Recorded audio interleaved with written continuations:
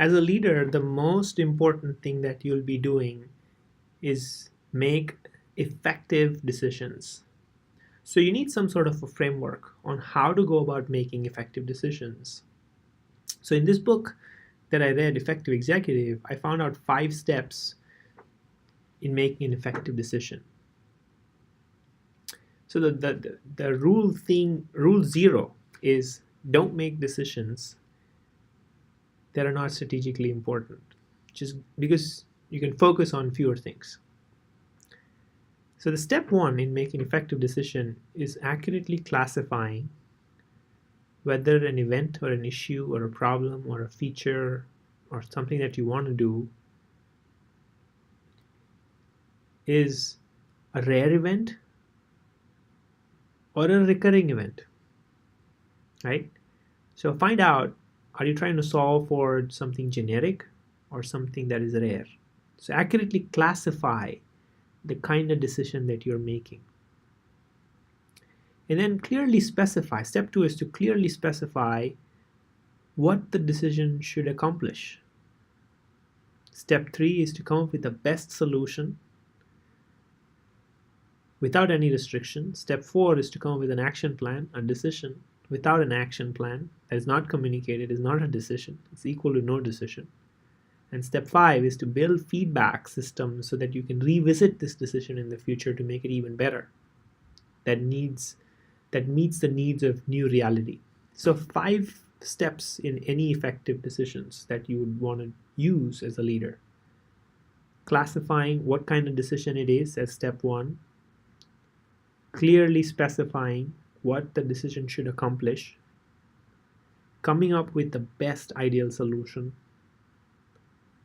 Converting the decision into an action plan. And building feedback system to revisit it. So let's get into this in detail. So let's say you're trying to solve for an issue that came up. You have to classify, or you're trying to build for something,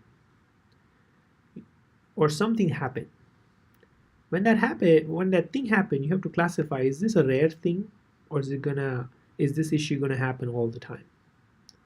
Is the problem generic? That could be one conclusion, meaning, this is happening all the time. It's a problem. So we need to make a decision on this problem. Agree when you come up with this decision that this is a generic problem with your team members. It could be that the issue that you're trying to solve is an early manifestation of a generic problem, something that could become systemic, something that could become bad over time if you don't make effective decision. Or it could be truly a unique problem, but it's very rare. A lot of issues, a lot of situations are very generic that need to be decided, acted on for the long term. And that could be like true rare, exceptional, one-time events. So before you make any decision, you need to really understand what is it that you're trying to solve for. Is it a generic thing? Is it a rare thing? Because that'll change the decision in a pretty big way for you and for your team.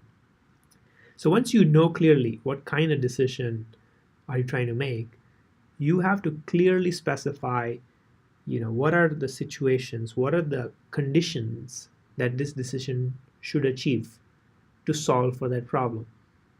So you need to have a clear understanding of the goal. You need to have a clear classification of the goal as to what kind of goal it is. Then you need to have a clear specification of the goal as to what conditions should be met for this decision to be effective. And you need to have a shared agreement with people that you work with so that they agree that this is a generic issue, that they agree that we want to solve this for the long term. Let's take an example. Let's say there is a site issue and you want to fix it.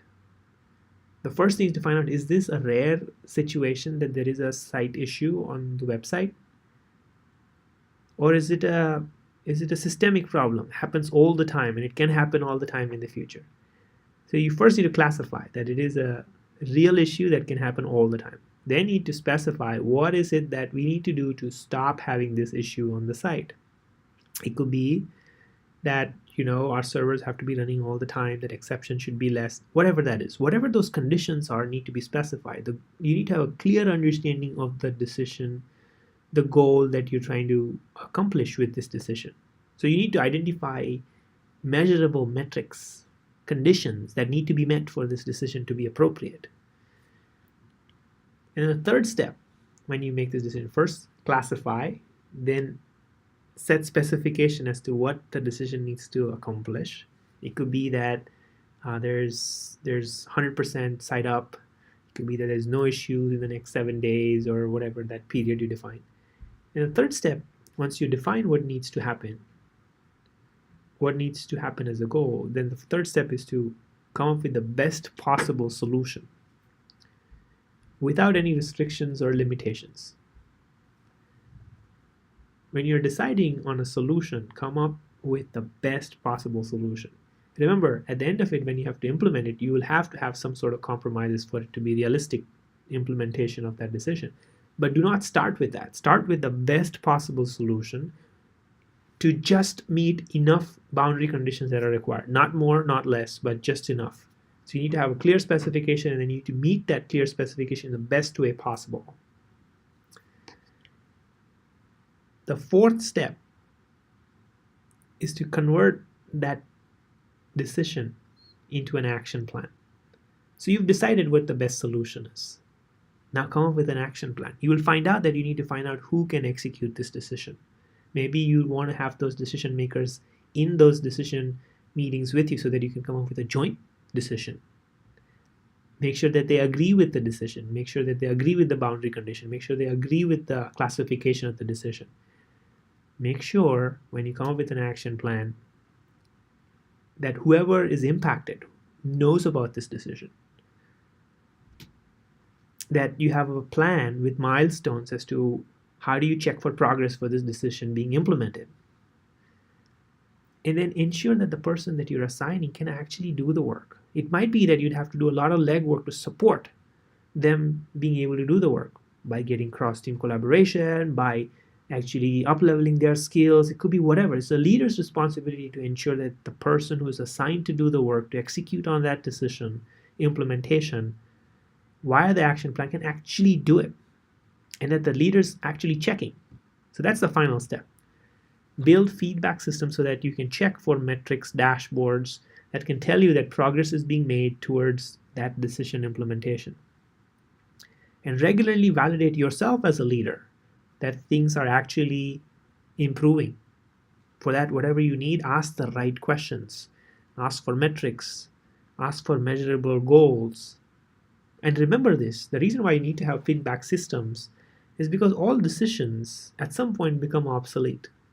The reality is that everything keeps changing, so new decisions need to be made. The older decisions are no longer valid, and new people join, so there's gap in communication, there's gap in expectation.